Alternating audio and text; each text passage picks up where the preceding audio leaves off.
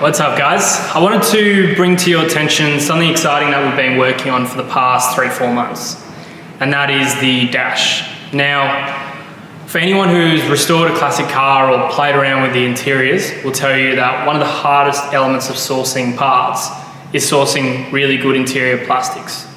Most of the time they're either cracked, they're faded, slightly warped and bent, and in most cases with Range Rovers, they've got a million holes that people have drilled to fit tacos, to fit gauges, and UHF mounts and so on. So rather than starting with the dash that came with the car or sourcing an alternative dash secondhand, we decided to look at the original dash and see how we can go about not just manufacturing it, but changing it up slightly to suit what we originally would have preferred to see coming out of the manufacturer.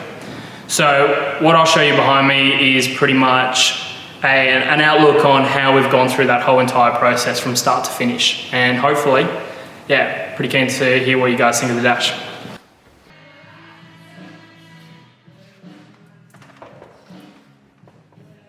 So what we have here is the original dash. Now this is as good as an example gets really. It's got minor holes here off to the side and one additional one here. But generally speaking, it's in great nick.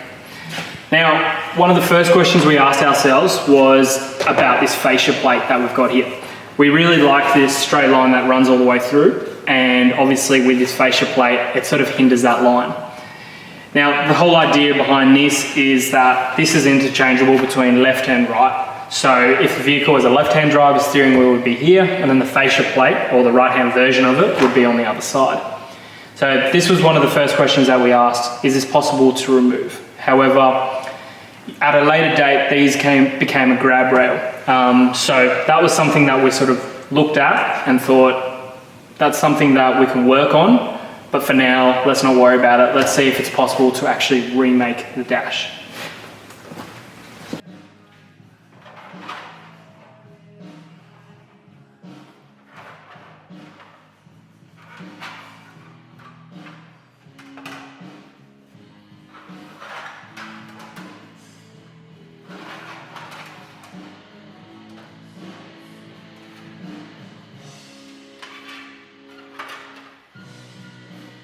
So the next thing we did was we took the original dash, we scanned it, and then we actually 3D printed it.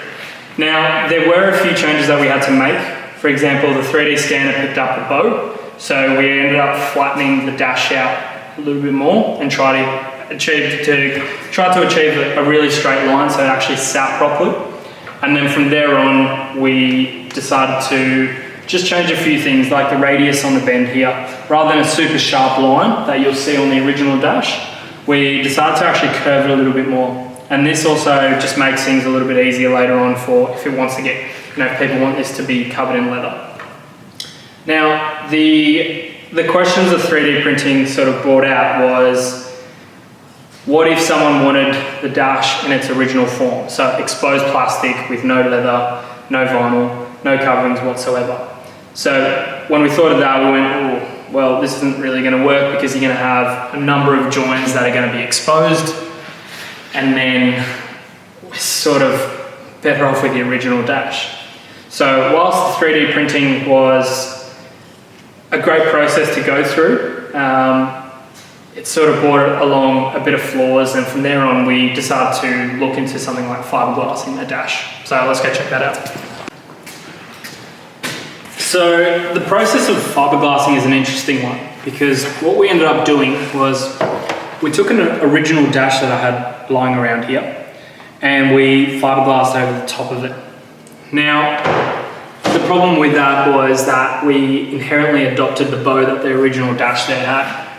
So we had to pin this down to the table and then make another dash off this mold, which is what you see here. Now this one's not exactly perfect and straight, but it's a lot better than this one. But one thing we really liked about the process of fiberglassing was we could make an entire dash with no joints. So it actually gave us the motivation to keep going and see how we can improve further on from this. It also allowed us to adopt that straight line that we wanted right from the get-go. So when you open that door and you look down the dash, it's a nice straight line that runs all the way through. So, but I guess by doing that, we had to eliminate the fascia plate, which made this only a right-hand drive dash, which wasn't really a big issue, because once we could solve the issue of making a dash, we could, flip it the other way around and make a sister version of it. Now, this here is the second rendition of the first. So you can see it's a little bit straighter, it's a little bit better, and overall we were really actually stoked with it. You could wrap this in leather and make it almost seamless and look like it was exactly an original dash, just coated. But we wanted to also have the possibility of providing any future clients the ability to, put back a plastic dash. So if they didn't want to wrap it in leather, they could have it in plastic as well.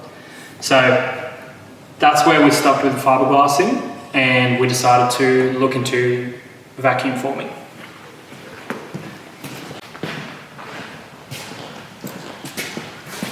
So there you have it, guys. This is the final result.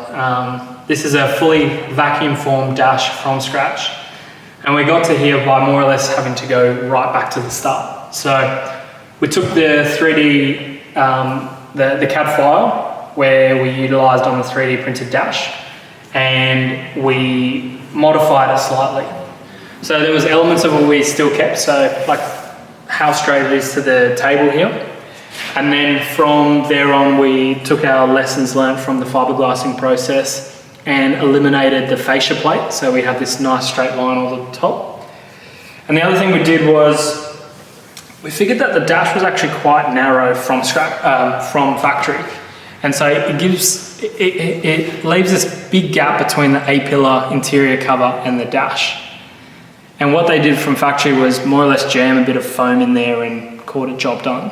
So rather than inherently carrying that mistake through, we actually stretched the dash out wide enough that we still can wrap this in leather and also the A-pillar in leather and not have it chafing, but also not a ridiculously big gap. And so we achieved that by 3D printing the corner and then utilising the holes on the actual bulkhead. We slid that past and sort of took measurements off that and got it exactly what we were after. Now, in its current form, the dash is UV stabilised, which means you can install it as is, so it doesn't need to be protected.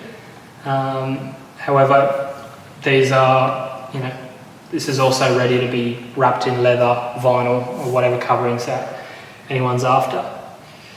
Now, at the moment, this will only be available for all internal builds, and we are working on an AC fascia that sits underneath this as well. So there is a lot in the pipeline and plenty of videos like this coming up, but I thought this would be a nice introduction to what we're working on in the background, and yeah, I'm really keen to start seeing some modern touches like this, because whilst it's not exactly original, and that's not what the plan was from the get-go, but we wanted to make sure that there was still a nod of appreciation to the classic look of the dash, whilst also integrating some modern changes that we wanted, or some nicer curves that you can go rather than the dead straight that was formed through the injection molding process. So yeah, hope you guys enjoyed this episode, and if you have any questions, just shoot it down in the comments. Thanks, guys.